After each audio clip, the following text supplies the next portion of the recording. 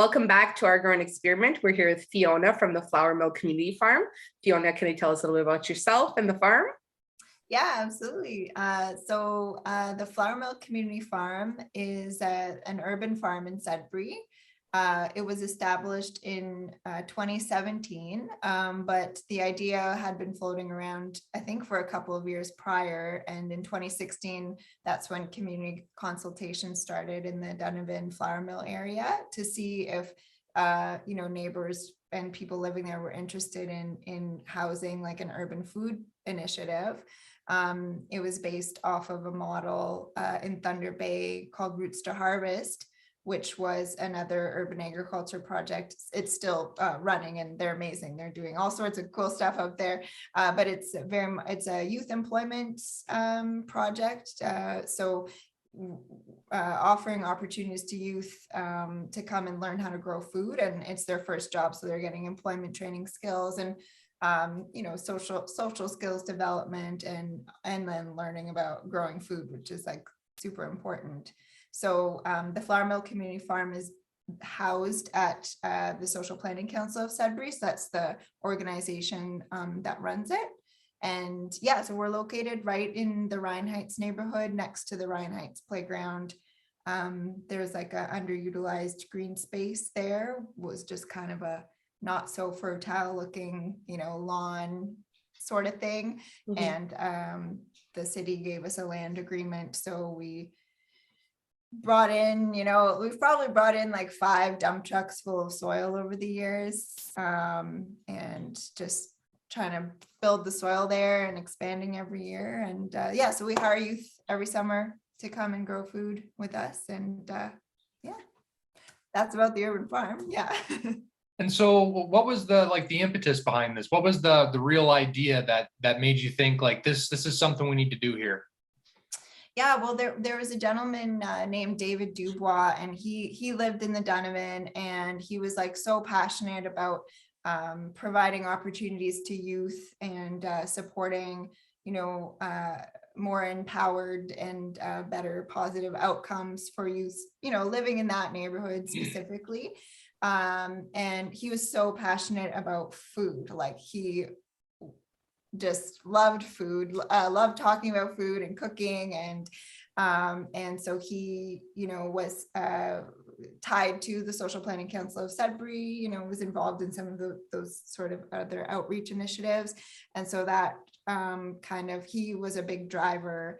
And, the reason behind it is urban farming is like pretty necessary, I would say, and it's like a growing movement, and we're seeing it, all over the place, in different big cities. So it would just seemed like it was the time for Sudbury, I guess. And we had Thunder Bay being our big sister up there, running their programming, and it was so successful there that it just, it seemed like just a really cool idea. And it aligned with my sort of journey into farming. I was born and raised here in Sudbury, and left to go down to Toronto for university and spent way too much time in university and spent too much money. And then from there, I headed to Peterborough and went to college for sustainable agriculture.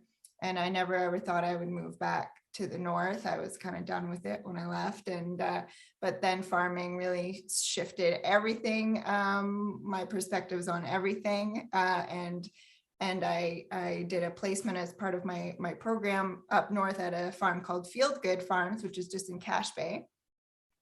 And that sort of, changed my life for the better, and saw like, okay, like the growing season up north isn't that much different than the Peterborough area. Like there's a couple weeks on either side in terms of first and last frost, but with season extension, we can get away with so much up here. And then I saw like, okay, I moved back in 2014. And at the time there was very few ecological small scale farms. Like it seems to have, it's growing exponentially here now. Mm-hmm. But at that time, there was really, Dalu was running a vegetable CSA and Field Good was, and nowhere really around just Sudbury proper was doing it at that point. So I was like, okay, like I'm going to come back to Sudbury. And I just felt like it was the best way that I could make change in the world and to my community was to get into farming and food, and for so many reasons. But anyway, so I don't have land. There's no land in my family. We're, not a farming family. My grandparents were from farming families, but they all left to come to urban cities and urban centers. And so this opportunity to run an urban farm aligned with me coming back to the community and like wanting to farm, but not sure how to. And so it's just all aligned really nicely. Yeah, that's a nice sort of happenstance where it's like, your sort of life is taking you in a certain direction, and then basically you kind of get what you need for the next step, right? Which is a piece of land to put your ideas to work. And so when you went to school in Toronto, what made you start to get interested in, say, agriculture? A lot of people, in my experience, when they go to Toronto, they like Toronto because it's a big city. There's the city life. There's lots going on there. So what in that environment gave you a call towards returning to the soil, let's say? Yeah, it was a personal like health issues actually brought it there. I had like a really bad, I was silly in my early 20s and, was living the downtown Toronto life. I wanted to be fancy and spend all the money and whatever. So I had, for my 23rd birthday, I decided I wanted to like bleach my hair to like Gwen Stefani level white, and for people. And so I ended up with a chemical sensitivity, like so hypersensitive. And after that, I was waking up like every day with full body hives, like all over me every day. It was so uncomfortable. And so I had to switch everything I was doing. So I had to eliminate products, shampoo, like deodorant, acne medication, toothpaste, all of these things I had to completely get rid of and switch to something like 100% natural or organic. But then I was still reacting to things. And so then I started to turn to food, and I started to like read the ingredients of everything I was eating. And because I had memorized all of the, or not memorized, but knew a lot of the things that were in my, my body wash and my acne medication and whatever, I started to see that there was like stuff in my food that was like also in my acne wash. And there was sort of this like moment where I was in Toronto in the grocery store and I was looking at an ice cream, and there was like 2 ingredients in my ice cream, or in the ice cream I was looking at, that was also in my super chemically, acne wash. And at the same time, my cousin was coming to Toronto to stay with us, and she had a CSA share with Delu at the time. So they still had their vegetable box program. And she was bringing their beef down, and I'd never seen beef that color in my life, like grass-fed beef. Wow, the color is like, you wouldn't ever know like what it was if you looked at it, if you're used to like the grocery store beef.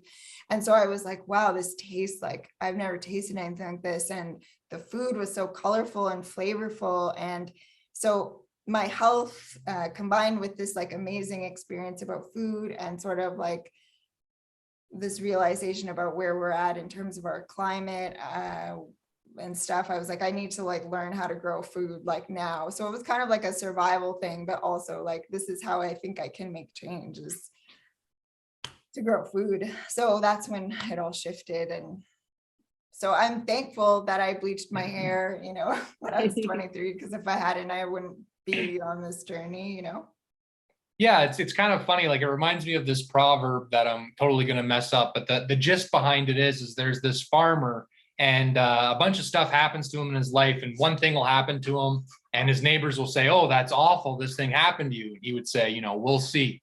And then it turns out, like in the one example, it was like his son had broke his leg working on the farm with him. And they're like, "That's awful, now you got to do all this work by yourself."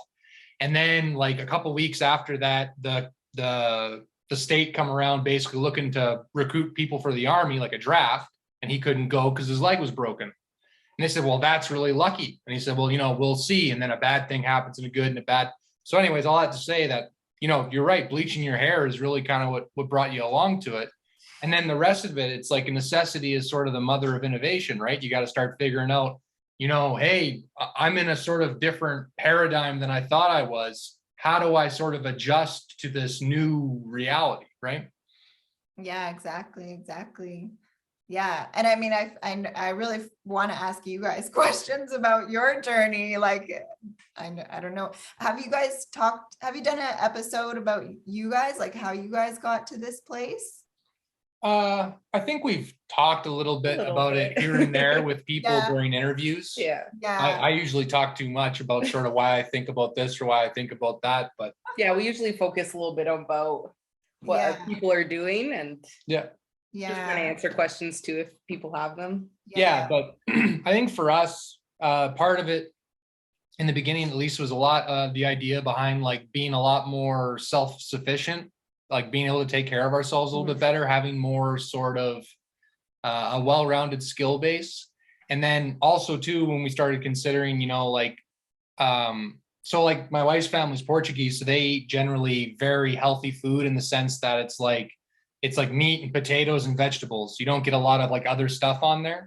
And so they always ate really healthy. And then, so I never really ate like that. Like when I grew up, we ate more like, I would eat fish sticks fairly often, let's say like frozen stuff like that or whatever, which is like, you know, you just grow up on it, you eat it, you don't think anything of it. But anyways, we got more used to eating like that. We had kind of a drive to become more self-sufficient. We started considering, where does our food come from? Mhm. What's the health of our food? And like, that's one thing too, when you start considering, like, let's say, animals, right? When it comes to like, if you're going to be a person who decides to eat meat, it's like, well, where does that meat come from? Because you'll hear all kinds of awful stories about these huge not agriculture, I guess, but huge farms where they harvest all these animals and they're not having a very good quality of life. And for me, at least, and I think Sophia too, we kind of believe like if that animal doesn't have a good life, it's not going to be the best food you can get. We kind of believe like, a healthy plant makes healthy food, a healthy animal makes healthy food. Yeah. And I think the way that you best do that is you learn the appropriate environment and the sort of proper inputs and outputs that that animal needs or that plant needs.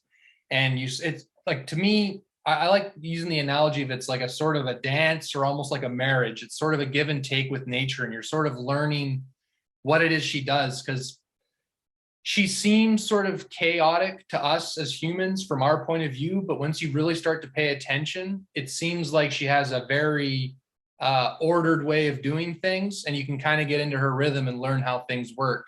So yeah, that's kind of a little bit of like our idea and why we got into it, doing that kind of thing. Yeah, and I think something else, like I'm a very like action oriented person, and if you don't like the way things are, like I just hate having to complain all the time. Like you're not going to get anywhere that way, right? So I think it came to a point where we were seeing how things were, we weren't happy about it, so we decided to make changes that we think are positive to kind of make positive lifestyle choices, kind of like what you did, right? Like step by step, you were able to make those choices going more natural, and you see the outcome, you see like how beneficial it was, right? And that's what we're doing as well, is seeing the benefits from it. Yeah, exactly. And yeah, I think we all, we're all contributing to a culture shift. And the more we can have these conversations and keep shifting things in the best way we can. And so that's what, you guys are doing. And we're trying to do it at the urban farm. And we're also there's another initiative in Sudbury called Global Gardens, and so we have like, we welcome the group at the urban farm to do work, and we also there's a plot at the Delkidozi Community Garden, which is also where the food forest is there, which is 6 years old now, 6 or 7 years old. The big edible forest garden, food forest. So there's like a big circle garden there, and that's where Global Gardens is now starting to steward the land there. And the idea behind Global Gardens was, it was initiated through two newcomers to Sudbury, Amir and Hamina. Amir is Egyptian, but grew up in Nigeria on a farm, and his partner Hamina was from Mexico City, and they moved here and they wanted to learn how to farm in a northern climate, like Amir wanted to farm. But he was like, I need to learn how to grow food here, because like the growing season is so much different. There's a Global Roots Garden in Southern Ontario, which is a similar sort of thing. Like people from all over the world are learning to grow food here, and also like seeing if they can grow some of the foods from back home here. And so anyway, through Global Gardens, we started talking to the Indigenous led program at Better Beginnings, Better Futures, to Jeanette McQuabi and Dinesh Taylor. And from there, we sort of decided, that this can be an initiative where like, newcomers to Canada and Turtle Island and settlers and Indigenous people can all come together and grow food together and share in culture and gardening methods and all of these things. And so, bringing people together and helping shift that culture in that way, because we know that we're in such a polarized time in terms of viewpoints and opinions, and the pandemic, has exacerbated all of that. But we need to all come together more and more and more to try and shift some of these systems and mechanisms that are so entrenched in the current system that are not serving any of us. And so that's another initiative I kind of just wanted to talk about, because that one's pretty cool. We have people from all over the world coming together, and it's like awesome. Like people from Japan and Korea and India and Nepal and Morocco and Africa and Chile. Wow, when you get all of those people together and you're all there like doing the same thing, just like sharing in this love of gardening and connecting to land and understanding each other better, it's like, we're seeing things that have never been seen in a way, I think. And it's just like, there's so much hope in those things. There's so much hope in food and food sovereignty movement, and what you're doing. So it gives me a lot of hope in all of these times, that we're experiencing. Yeah, and it must be interesting having all those cultures together too, right? Because gardening probably differs from one place in the world to another, where, somebody from Japan or wherever else might be like, oh, we eat that. And we're like, oh, we don't. And then, you're able to try something new, and maybe something that you thought was a weed, you can actually use. And there's probably lots of benefits to learning, getting everybody kind of together, right? Yeah. It's been amazing. And I can't wait to keep coming together and learning from each other. Maybe you guys can come out too. That'd be awesome. Some Portuguese knowledge, food culture in there. And what's your background, Jordan? So me, my dad's from Newfoundland. His side of the family, I think, has been in Canada for a few hundred years. The earliest like Tizard, which is my surname, the earliest Tizard I could find goes back to like late 1600s in Twillingate. So like in Newfoundland very early on. And then on my mother's side, they immigrated much later, depending on which side, like which my mother's parents. But anyways, her family basically comes from England, Germany, France. Like we did the 23andMe thing or whatever. Ancestry. Sorry, that's what it was. Ancestry. Yeah. Anyways, that's where a lot of her family comes from. With her history, we can trace a lot of hers back to like say England, and they were there in the 1800s and came over a little later on. My dad's side of the family's been here a long time, and yeah, as far as like having any kind of like a culture thing, I always kind of thought of myself as like kind of Newfie, even though I never grew up there. It was just because like my dad always played the music. We ate a lot of the sort of food they would eat there and that kind of thing. So that's probably like the most kind of culture I kind of got. Because otherwise, like I grew up in a northern community where it was, I don't know, it's not like a classic culture in the way, it's like a small town culture. It's like I don't know, I get Corner Gas kind of accurately sort of portrays a small town feel in a way, or like a Letterkenny, that kind of thing. So, but yeah, like I guess Newfie is, I guess what I would say for the biggest cultural impact on me. Yeah. But anyways, when you were talking about bringing all these different cultures together and the sort of times that we live in and stuff, that's the thing that I really think about a lot, is like, you can hear a million reasons about why people don't agree or why they shouldn't be together, or like you I mean, if you look for a flaw or if you look for something wrong, I mean, you're gonna find it for sure. And you know, learning how to come together in a way where we can work together, find something that we share together. And that's why I figured food, which is adjacent to the gardening or the farming or the animal, the husbandry or whatever. I saw that as being the perfect way to do it. Because even if you go back and in like old traditions, like say in the Bible, you know, it was like a thing where if you invited someone over to your house, you made sure that they got like really good food. Like I remember there's one story where an unexpected guest shows up to this guy's house and he goes out and slaughters like his best cow. He goes out and gets the best food, the best oil. And this was a total stranger. And the idea is like, well, you bring someone into your house, you treat them really well, you treat them with respect. And the idea is you're kind of paying it forward, right? You treat someone good, you show them a lot of respect, you show them a lot of gratitude kind of, and then it kind of comes back to you. And so that sounds like a good inroad to doing exactly that. Mhm.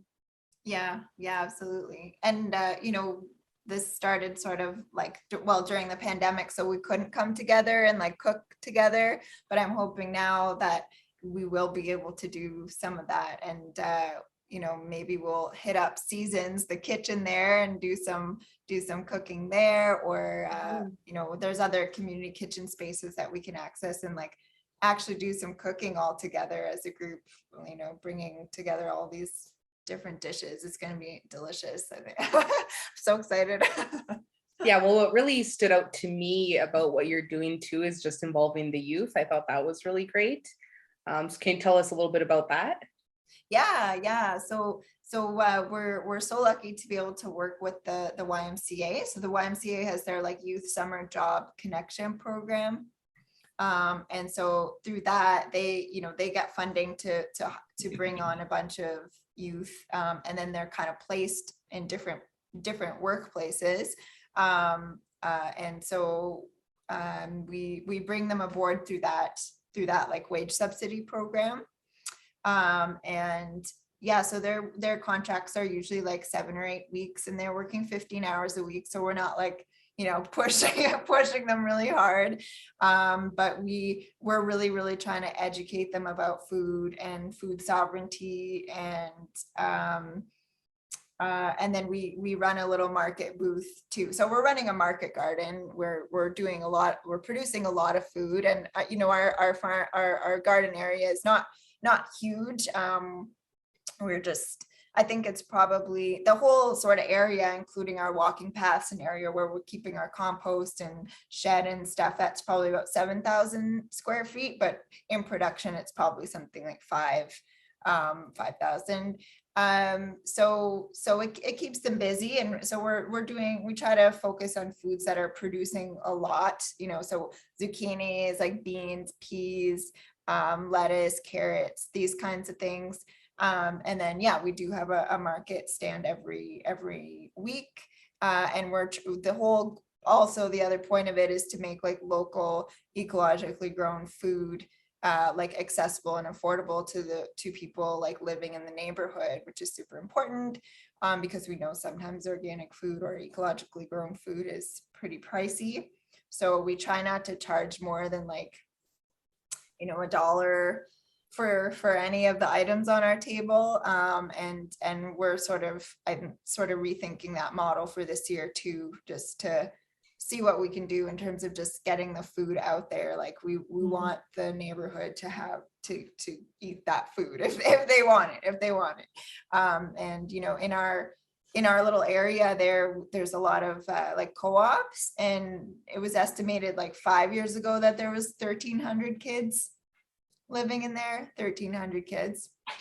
So I don't know if that's gone up or down, but still that's a huge sizable area and sizable population of kids. And they're so excited about coming and seeing what we're doing and stuff like that. So yeah, it's been really awesome to work with the youth. We can rehire some of them for a second year.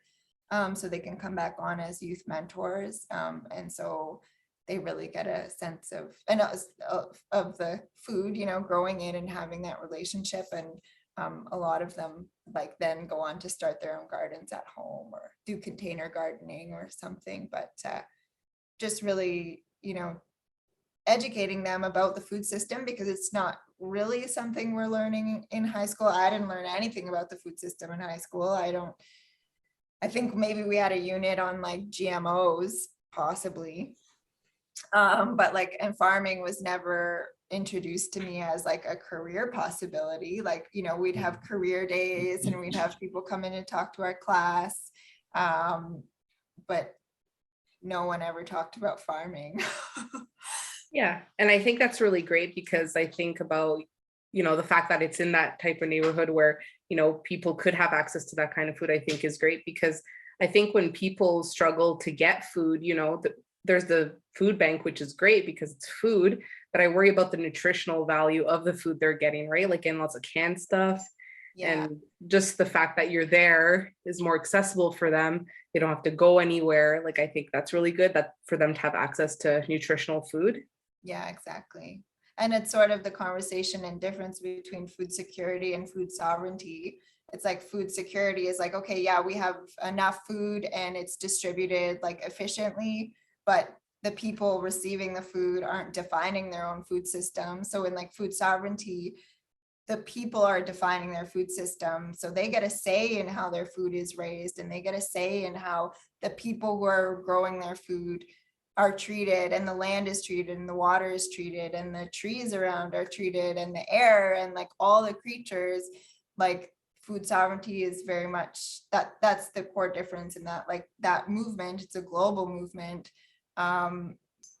just gives so much hope, because there's like pillars of food sovereignty, and it's been developed by people all over the world, you know, over the last couple of decades. And you know, these pillars were established by farmers, like peasant farmers, small scale farmers, landless farmers, Indigenous people, fisher folk, like pastoral people.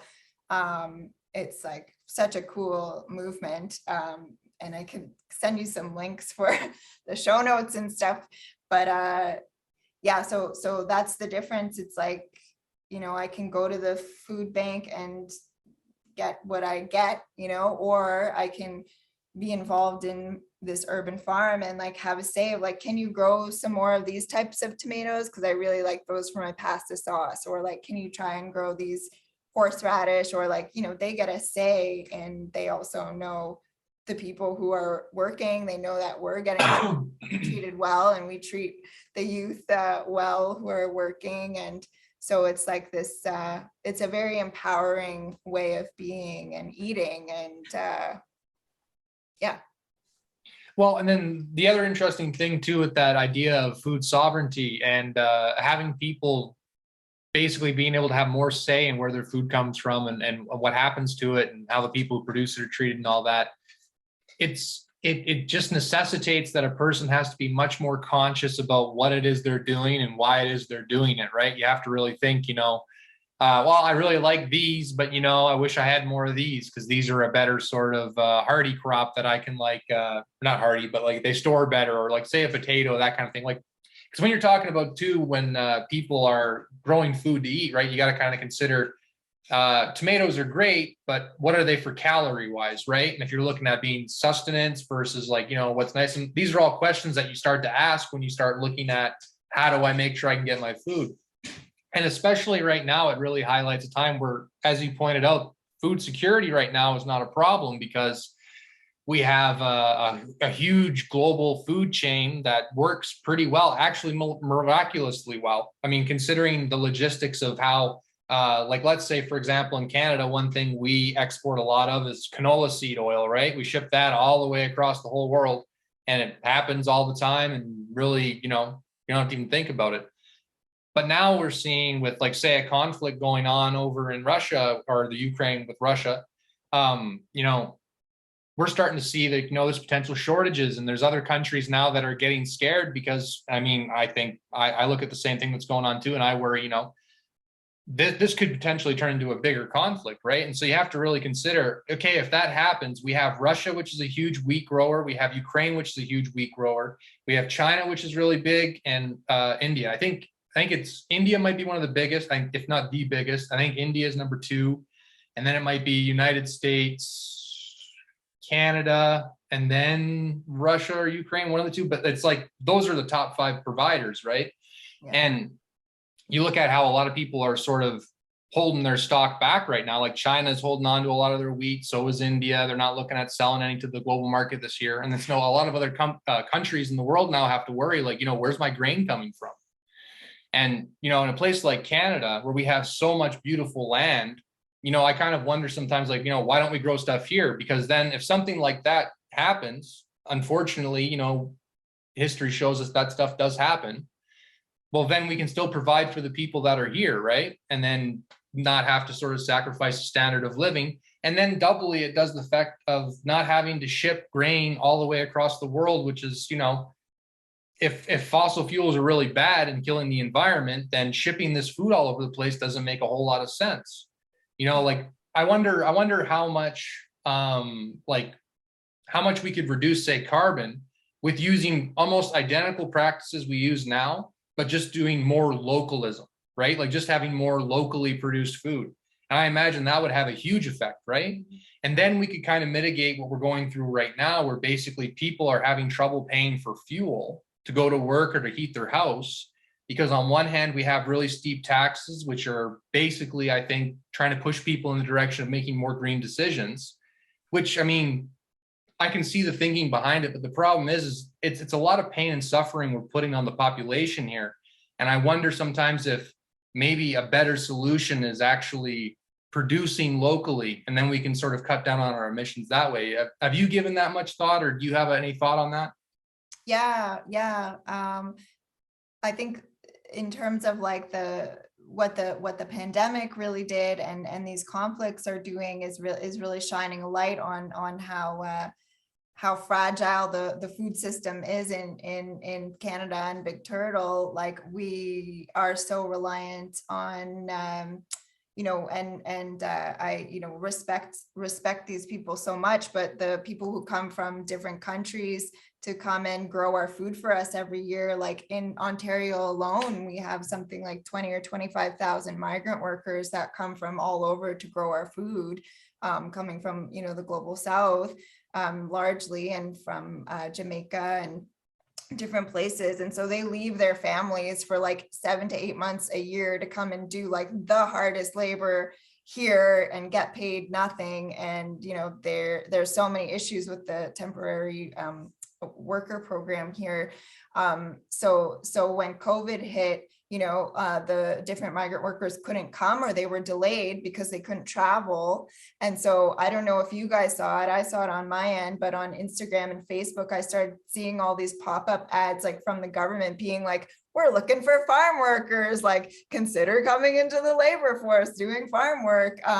And so that was like a huge eye opener, and something we talk about a lot in the National Farmers Union here and Ecological Farmers Association of Ontario. It's that, the succession of people coming up and farming is, I think it's something like 11% of the farmers in Canada are under 55, 11%. Mm-hmm. So who's going to replace that workforce? The other thing is, really thinking about the food system, and if annual agriculture is what we're going to keep doing here, because I think, there's so much, the forest provides so much food, and our lakes, when they're healthy, provide so much food. And there's a resurgence of Indigenous food sovereignty and Indigenous food movements and land management and stewardship happening right now too, which we need to learn so much, all of us, and become more resilient, just have a more resilient food system overall. So definitely the focusing on trying to feed people closer to home makes a lot more sense in terms of everything, in terms of how everyone's treated and our carbon footprint and our water use and everything like that. like Sophia mentioned earlier, there's lots of stuff that kind of grows in the forest. Like, and we learned this too, especially talking to Ugly Barn Farm, where like, they harvest mushrooms and they'll go out and scavenge for them. And Kayla's Flowers there, she did the same thing too, because that's a thing we had at Nowhere Public House there a little while ago. We had these fiddleheads, they were pickled, and that's a natural harvest thing. So what can you tell us about natural harvest and maximizing the use of the beautiful land we already got here?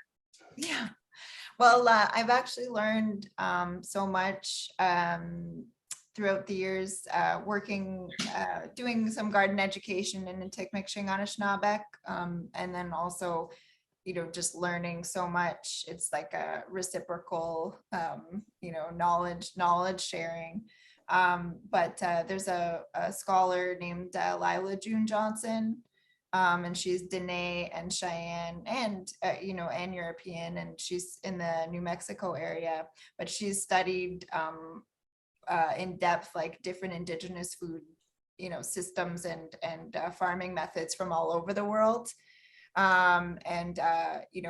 She's just a fascinating person. She has a podcast now, and I've heard her interviewed on a few different podcasts, but she talks about these deep relationships to land that indigenous people have, and our ancestors had. My Celtic ancestors had these same deep connections to the land, and managed forests in a way that things were thriving with food and for all the different creatures. And all of our ancestors have that link to the land. So those links are just more intact for different First Nations and Indigenous people on Turtle Island. Of course, the colonial violence has tried its best to eradicate that connection, but certainly hasn't been successful in a lot of ways. So those connections remain, and so there's very sophisticated ways of managing land. And that you can only really understand if you are from that specific place and understand the ecology and the systems at play. But in terms of edible forest gardens and food forests, the idea there is mimicking an intact forest system, but you're sort of you can design it so you're mimicking like the layers of the forest.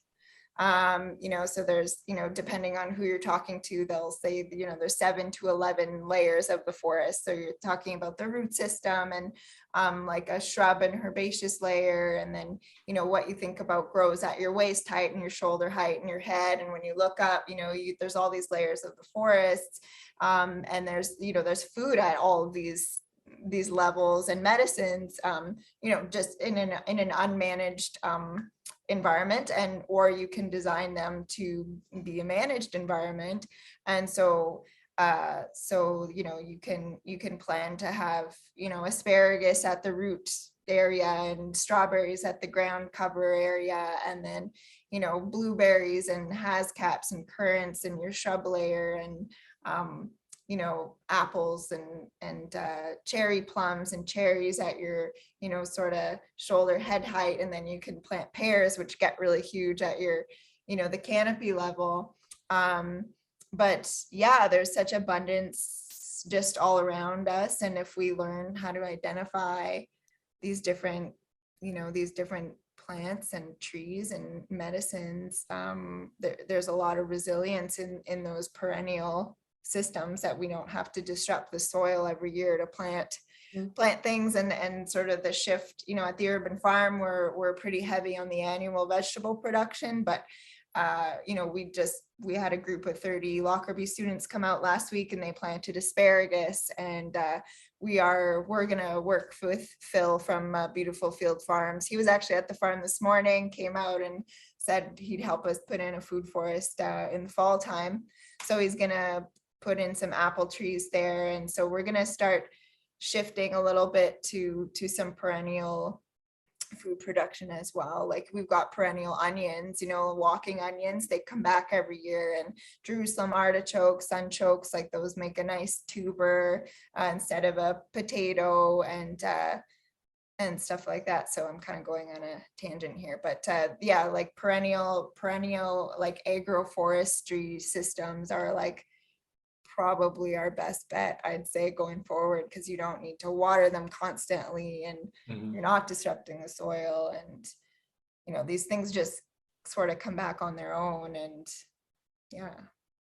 Well, and that kind of reminds me of like something that you sort of touched on early in the beginning that made me think of something. And it was this idea of, I think it was re-ruralization was what it was called, or it was de-urbanization, one of the two. But the idea behind it being that you start to do what you've sort of done on some levels, you start to reintegrate the farmland in the urban scape, and you sort of make it basically less urban and more rural in a way. And that's where you're going to have, like, say, lots that aren't being used. You're going to turn those into a place where you can grow food and do stuff like that. And I think that idea makes a lot more sense. I think it makes a lot more sense in a bunch of ways. One being that you're closer to the food. Two, you're making better use of the land. Three, I just learned this recently that apparently cities have a warming effect because there's so much concrete and metal and all that kind of stuff that basically, and it makes sense once you hear it, it's a total heat sink, right? So apparently in some cases, if I'm remembering this right, people could grow a whole climate zone above the climate zone they actually lived in, and sometimes even above, another one above, just by living in the city because of the amount of heat. And so, I mean, de-urbanizing in a way, if you're putting more plant life in there, you know, you're going to cool down the cities a little bit, which I think sounds good too, because the idea is the globe's getting too warm, right? And then I wonder too, like, if it also has the effect, because one thing I get concerned about a lot too in our modern culture is that we're sort of replacing real human interaction with like technology, and it's like it's a facsimile. It's very close, but it's not the same thing. It's like when we were talking to Zoe a little while back there, and we were talking about, like, you know, when you get really in a flow in a conversation with somebody, it can happen here online too when we're talking to each other, but it's much more apparent when you're in that room with somebody. Like, say you're having coffee right across the table from somebody, and you know, it like changes your perception. Like, you sort of, like, people will say, like, you know, it changes time in a way. Like, you'll be talking for a long time and you're like, where'd the time go? Like, oh my goodness, right? And so I wonder also too, if we start to re-ruralize or de-urbanize, let's say, our living spaces in the cities, if it wouldn't also maybe pull us outside more, if it wouldn't pull us outside, because, well, I mean, outside would need to have a little more attention because they were trying to grow food there, but also just maybe there's more going on. And I wonder that I think that would have like a good effect too. Do you get sort of that idea with that as well, or? I mean, yeah, I understand what you're saying. Like, you know, the more spaces that we can gather in collectively, you know, the better. And the food movement offers that a lot. I think we've got more than 38 community gardens in Sudbury. So we have 12 wards, but we have way more community gardens than we do wards. And so if you're, you know, and all of these community gardens are pretty active, you know, and they have work bees every so often. And when you're at one of them, you know, there might be 30 to 50 people out at these gardens coming together and growing food and making those connections. So yeah, absolutely. Like, the more we're together, working together, the better, I'd say. And yeah, the food movement offers that. Urban agriculture offers that because people want to learn, you know, they want to learn together and they want to come together and make change. And I think that's what some of the coolest stuff that happens is, like, when you have one of these work bees, like, for instance, at Delki-Dozy on Saturday, we had a Global Gardens work bee at Delki-Dozy. And I just couldn't believe the work that got done, you know, in like 2.5 hours, because there's, you know, 15 or 20 of us, that's like 40 hours of labor, right? And you're like, you know, the stuff that just gets accomplished when we work together is just like so fascinating and hopeful, and you have to see it to believe it and remember. And that's the whole thing too. It's like farms were never supposed to be like one or two people farming. It was families, it was communities and villages like managing these areas all together, because it's so much labor, especially if you're not using a ton of mechanization and you're not using herbicides and fertilizers and huge irrigation systems, like especially if you're trying to produce your own fertility, like composting, that's a labor of love too. So yeah, the more people can come together and vibe off each other is certainly great, and people are craving that more than ever now. I mean, we were lucky that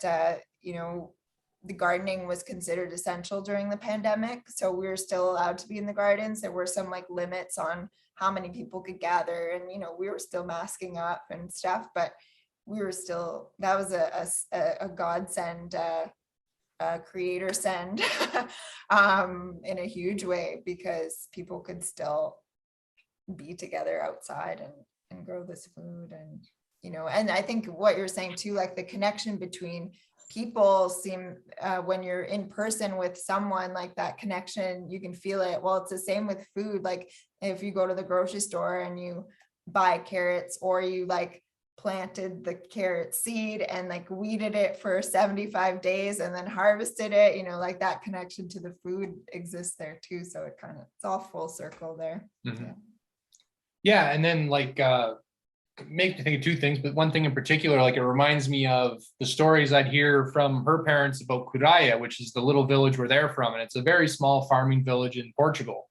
And they would talk about like when it was harvest time, like the whole community was like, all right, this week we're going to be down at Chico's house, and then we're going to be down at so-and-so's house, and then we're going to so-and-so's house.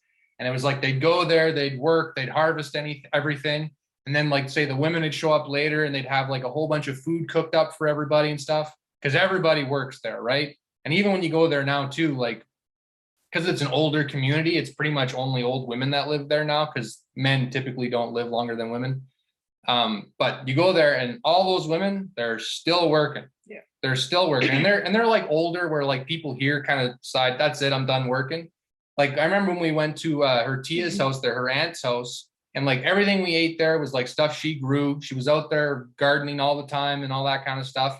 And everything we eat the whole time there was all like stuff that people made. And it was cool too, because someone says like, oh, here's my wine. You got to try my wine. Or here's some of the fruit I saved from this or whatever. What did my grandma tell you when you tried to help her? Oh, right. So her grandmother, how old was she at the time? 87? 84 when we were there. 84. So her grandmother's 84, and she worked like hard on the farm for her whole life. And so she gets around kind of slow and stuff like that.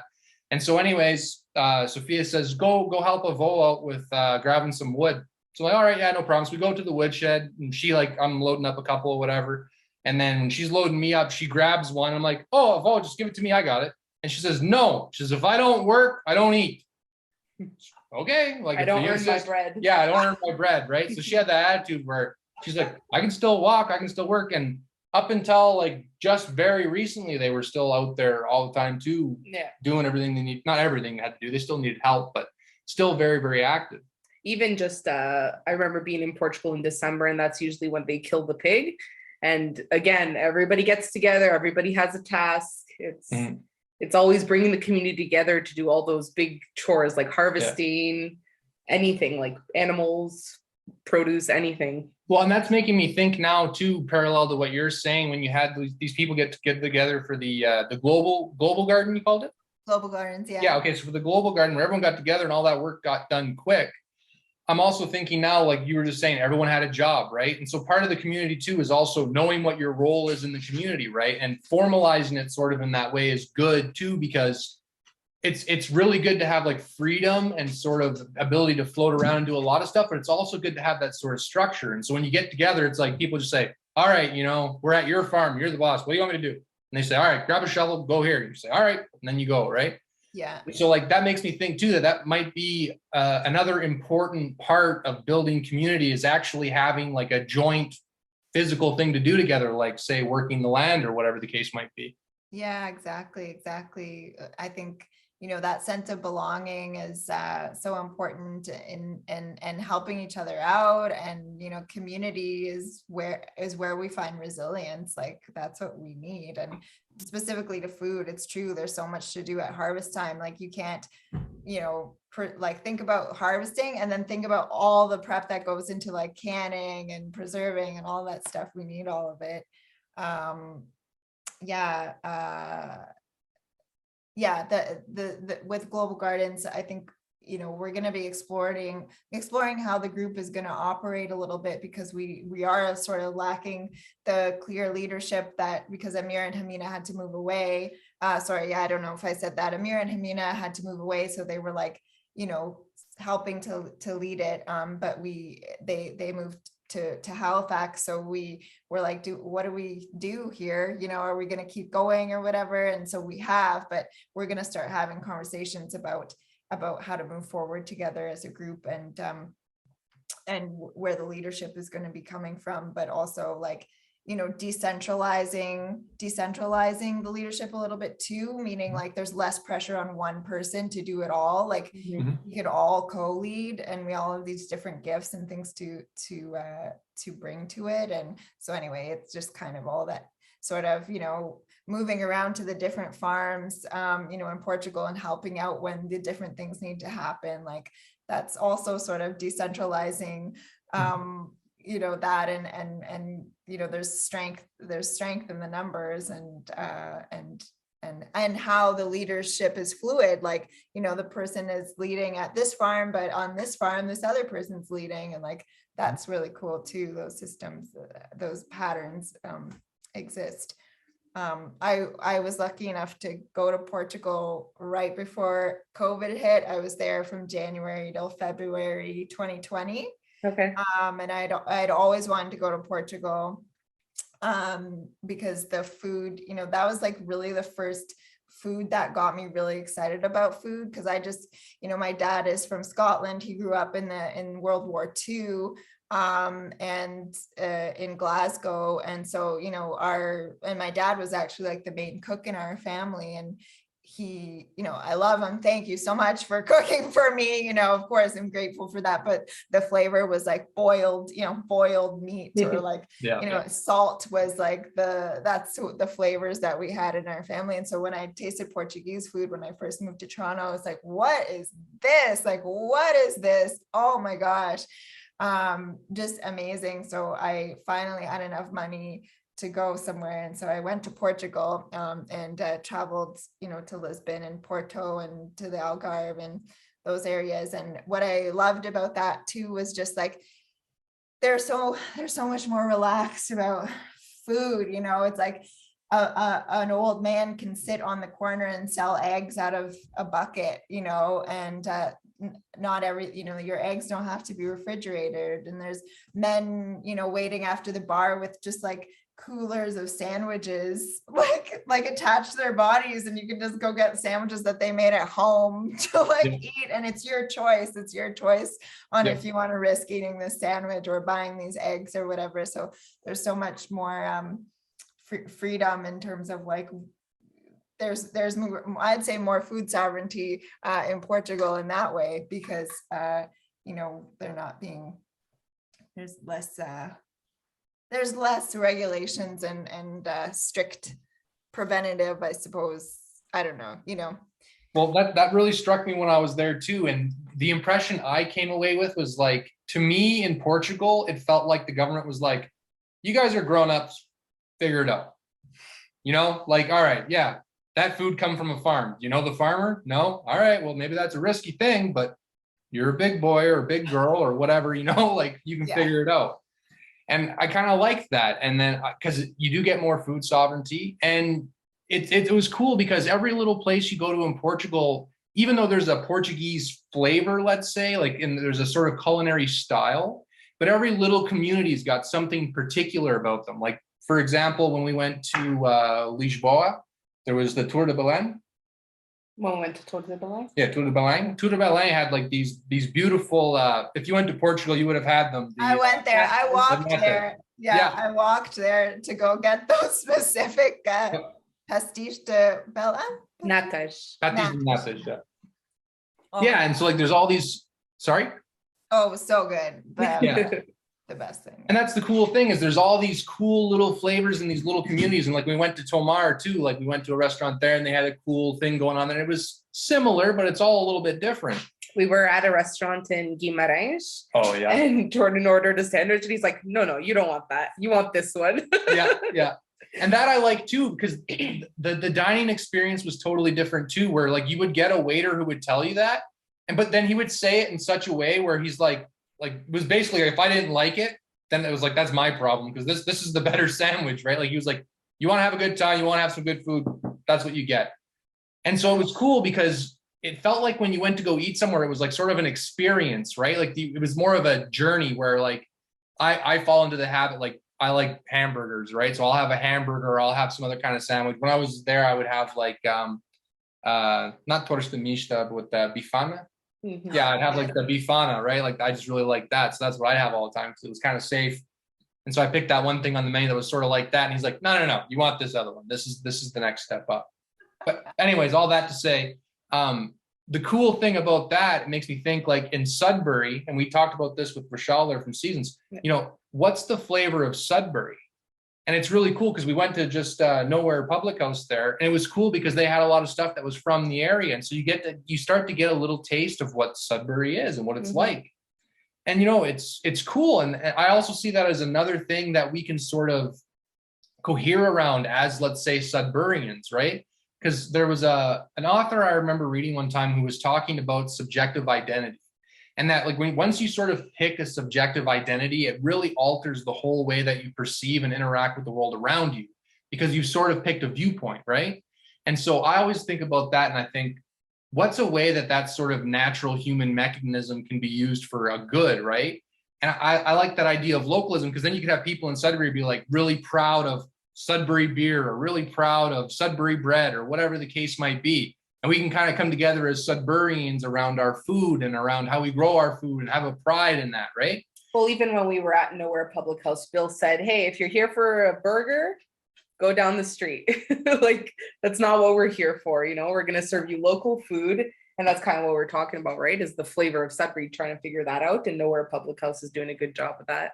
Oh, they're amazing. They're so supportive of the food system here. And yeah, like when you go sit, I was just there this afternoon actually, and like I just love it because Peter's one of the servers there, and he always makes sure to like whatever you're getting, he's like, this is from there, that's from there, like, and down to the sauces, like the honey on this apple chip is from here, and this apple is from over here, and yeah, it's like a lovely little journey when you're eating there. And I just have to shout them out so much because they did such a beautiful thing last year for the urban farm youth.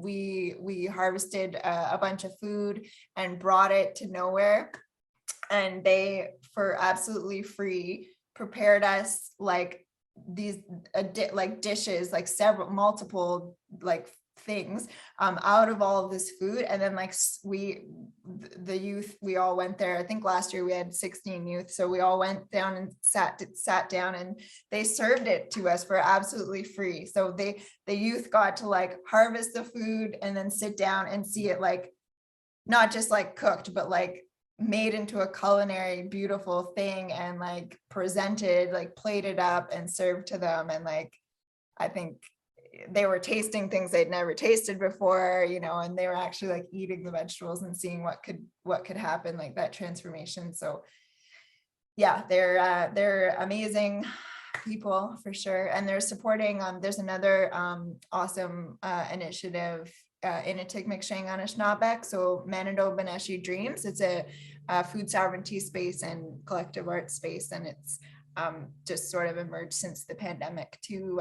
Manitoba Beneshi, who's the person running it, she lost her job in like film and television. I don't want to tell her story, but anyway, so she lost it because of the pandemic, and then just started investing time and money and energy into developing this space. So gardens were put in, and she's planted like all sorts of fruit trees, and starting to make that also a space where people can come together and learn from each other and learn the history of it, Tecumseh territory as well. Like, you know, the community itself, you know, the people were displaced multiple times, not just once, until they ended up in where they are now. But it's a beautiful, beautiful community. And yeah, I just encourage people to go check that out too. But yeah, Nowhere Public House is like bringing her food in, and we're eating some of that too when you're there. So that's what's so nice. It's like, you know, the food is truly from here, and it's supporting all sorts of people doing this good work.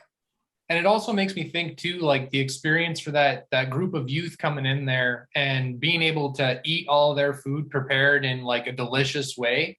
Like I know the first time, like we planted our asparagus 3 years ago, and we finally got to harvest it this year. And like the first time having it, I was like, that's some good asparagus. Like, and it was, I don't know, it's just, it's well, no, it's not silly, because I got a positive emotion out of it, and it felt good, and it's good to grow your own food. But like that was really awesome. And I think about that too as being like a possible inroad too to building self-esteem and resilience in our youth, right? And especially now coming out of like a very mentally trying time, or maybe still going through a very mentally trying time. That's exactly what we need to have collectively, and especially for our youth, who's going to be the next generation, right? They're the people who will take over eventually after, you know, we're done doing whatever we're doing, to the degree that we're sort of controlling things or helping move things along, whatever. But that's one thing. So like you must get to see then really kind of firsthand what sort of effect that has on youth. And so what can you speak to, say, let's about the experience that the youth comes in with? Can you notice a marked change in sort of how they think about things? Or yeah, I guess, can you go on that? Yeah, for sure. Just even the group of students I'm sort of working with from Lockerbie, I've been going into grade 9 geography class and talking to them about the food system. And, you know, for a lot of them, the classroom isn't, you know, where their strengths lie. Like sitting at a desk in that environment is not where their strengths lie, but they come out to the farm, which they did on Friday, and they're like moving wheelbarrows and wheelbarrows full of soil and digging and shoveling, and like interested in like the plants, you know, and interested in the bugs and paying attention to nature. And so that, you know, it does help their self-esteem to be like, hey, like maybe you're not doing so well in grade 9 geography, but if you're at this farm, look how much work you guys got done. Like they got done, they did so much work, you know, and there's like a sense of pride that comes with it. Like, you know, the youth will, you know, if they spend an hour weeding a carrot bed,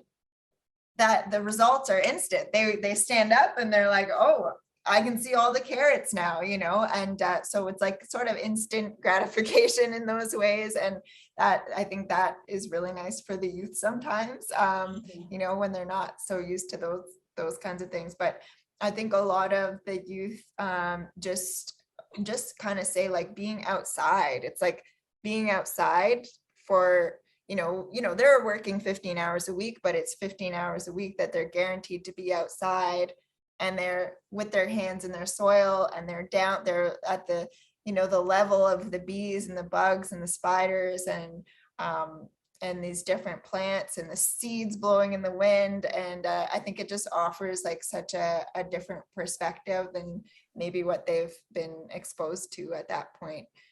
So yeah, and then I think this just idea and understanding of the food system, we really try to educate them there. And so they seem to, you know, really care at the end, like, you know, about the food system and all of the things that are entrenched in that.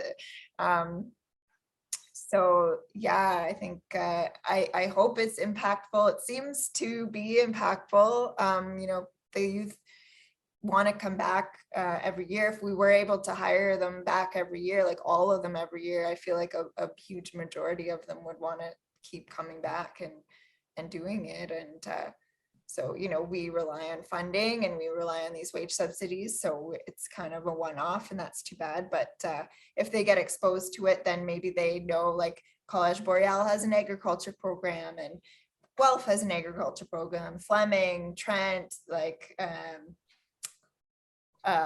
what was well, X University, it has a new name now, I don't know what it is.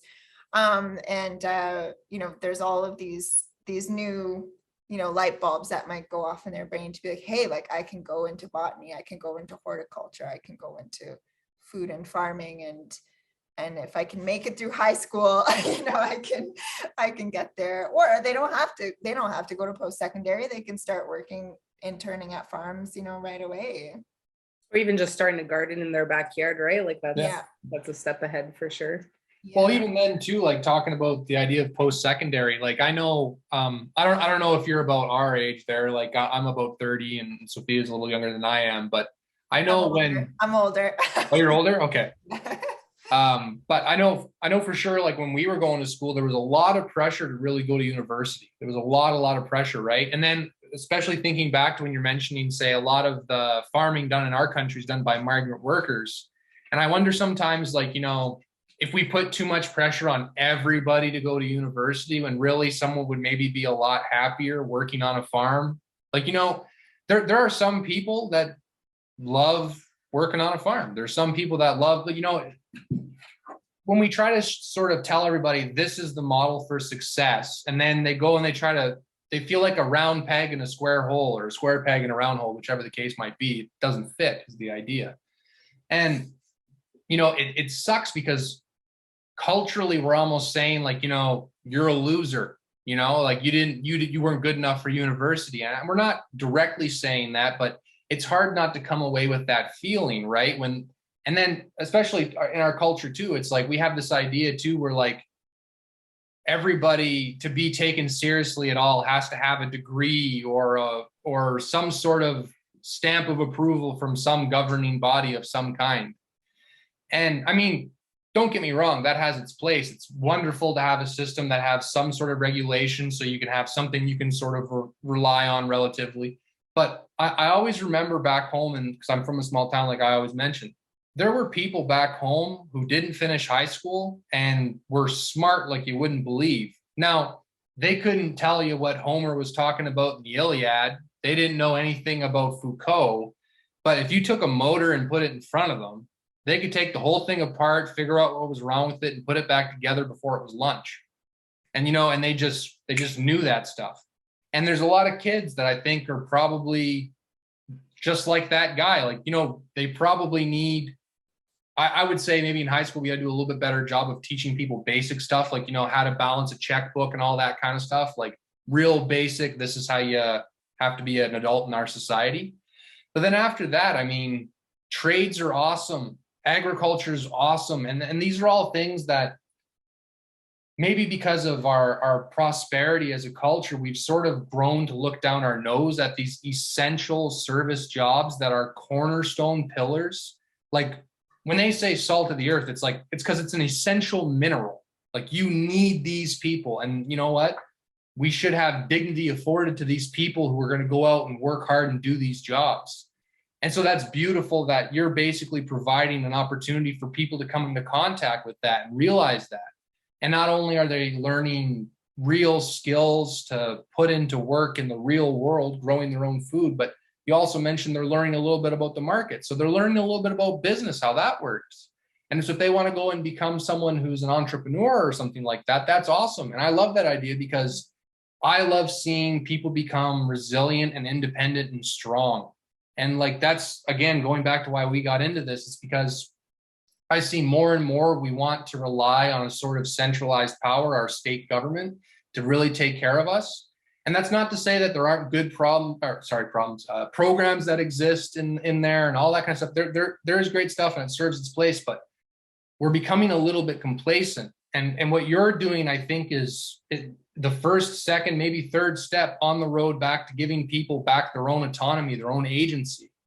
Because it's really a matter of, you got to go out and you got to do the work and you got to get going on it. You got to learn stuff because the only person that's going to be able to save you or take care of you is the person looking back at you in the mirror. And so it's a wonderful, beautiful thing that you're doing there. And it sounds like you're making some inroads there. We're getting close to the end of our interview here. So if there's anything else you'd like to say in closing for anyone who'd like to get a hold of you or understand the program a little better, could you share that with us? Yeah, absolutely. Yeah. And I'm just taking in everything you're saying too. And just wanting to say there's this amazing book called Emergent Strategy by Adrienne Marie Brown. And she talks about, well, you hear about it in social permaculture as well, but, like designing our societies, like doing biomimicry, like designing our social structures based on what exists in nature. And like there's no monocultures in nature. There's so much diversity in nature. And so that, has to do with what people are doing with their careers and lives and what they do after high school, if they're finishing high school. And there's no shame in like having these different gifts and intelligences. And, like when we're farming, we're also like being biologists and physicists and mathematicians and business people, like it encompasses all of that. And it's the same with the mechanic. In terms of getting a hold of us, so the Flourmill Community Farm, we've got a Facebook page, we have an Instagram account. The email is flourmillcommunityfarm@spcsudbury.ca, and maybe we can link it in the show notes. And it's Flourmill, like FLOUR, mill, not flower. Like Global Gardens also has a Facebook page. It's Global Gardens in Swakamuck, Sudbury, and an Instagram as well. And I just wanted to thank you guys so much for doing this podcast. You're a really crucial link in the food system here. Like that's what this is becoming. And so just want to thank you so much for, doing this, because no one else is doing this. And you're the first people to be doing this. I'm so excited. And I'm really excited to keep listening and listening to the rest of your episodes. I've listened to a few, and to listen to the upcoming ones. And then hopefully maybe we can turn the table and we can interview you guys. Because I think that would be pretty cool. Yeah, it certainly would be. Thank you. Yeah. All right. Thanks Thank you.